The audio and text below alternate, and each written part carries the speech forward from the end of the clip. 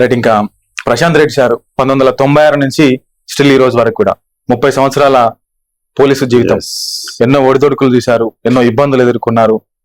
So ఆ స్థాయి నుంచి వాళ్ళ ఏసీబీ స్థాయి వరకు వచ్చారంటే మీ వెనకాల ఎంతో శ్రమ ఉంటది. సో ఏమనిపిస్తా ఉండదు సార్ 30 సంవత్సరాల పోలీసు జీవితాన్ని చూసినప్పుడు మీకు ఏమనిపిస్తా ఉన్నది? డియర్ ఉదయ్, అదేదో సినిమా అంటే 30 years ఇండస్ట్రీ. ఈ 30 years ఇండస్ట్రీలో రకరకాల అనుభవాలను చూశాను, రకరకాల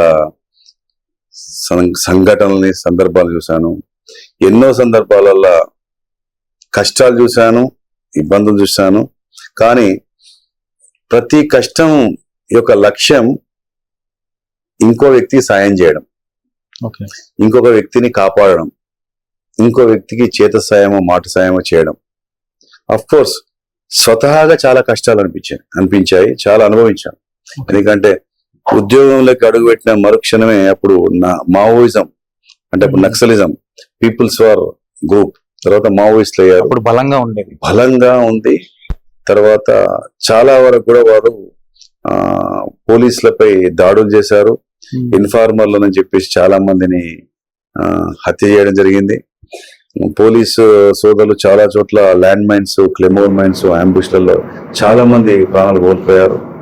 అలాగే పోలీసు కూడా వారి మన ఎక్స్చేంజ్ ఆఫ్ ఫైర్స్ వల్ల చాలా చోట్ల వాళ్ళు కూడా అసలు పాసారు. ఇలా జరుగుతున్న ఒక విపరీతమైన టెన్షన్ వాతావరణం ఉన్న సమయంలో నేను కరీంనగర్ జిల్లాలో అడుగుపెట్టాను.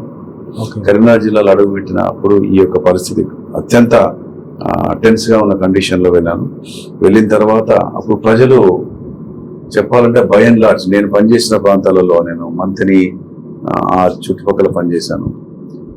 అప్పుడు ప్రజలకు అసలు పోలీస్ పట్ల కానీ ప్రభుత్వ వ్యవస్థ పట్ల కానీ అంతగా నమ్మకం కానీ విశ్వాసం లేని పరిస్థితి. అందరూ తెలుసు, మన స్పీకర్ గారు, అప్పటి ఉమ్మడి ఆంధ్రప్రదేశ్ స్పీకర్ గారు శ్రీపాదరావు గారు కూడా బాధితులే. వారిని కూడా అప్పుడు నక్సలైట్లు తీసుకెళ్లి కాళేశ్వరం అడవుల్లో కాల్చంపడం జరిగింది. ఆ ప్రాంతంలో నేను పనిచేశాను. సో ప్రజలందరూ వీరిని అన్నలు అని, ఇన్ఫాక్ట్ అన్నలు అంటే ఏంటంటే నన్ను ఆపత్కాలంలో ఆ రోజులు ఆదుకునే ఒక పెద్ద దిక్కు. నా ఇంటికి అన్న అంటే ఈజ్ ఎవ్రీథింగ్ ఫర్ మీ అన్న ఫీలింగ్. అలాంటిది వయసు తేడా లేకుండా వారందరినీ అన్నలు అంటూ వాళ్ళకు దగ్గరగా ఉంటున్నటువంటి పరిస్థితుల్లో పోలీసులు వెళ్తే పోలీసులను వీరు మా కోసమే ఉన్నారు, మా భద్రత కోసమే ఉన్నారు, మా సాయం కోసమే ఉన్నారు అని చెప్పేసి అనుకోవడం తక్కువ మోతాదు ఉండే. సో మమ్మల్ని పరాయి వాళ్ళుగా చూస్తున్న సందర్భం. ఆ సందర్భంలో నేను వెళ్ళిన తర్వాత నేను చాలా సందర్భాలు ఆత్మవిమర్శ చేసుకున్నాను. అసలు ఏంటి పరిస్థితి, ఎందుకు ఇలా ఉన్నారు?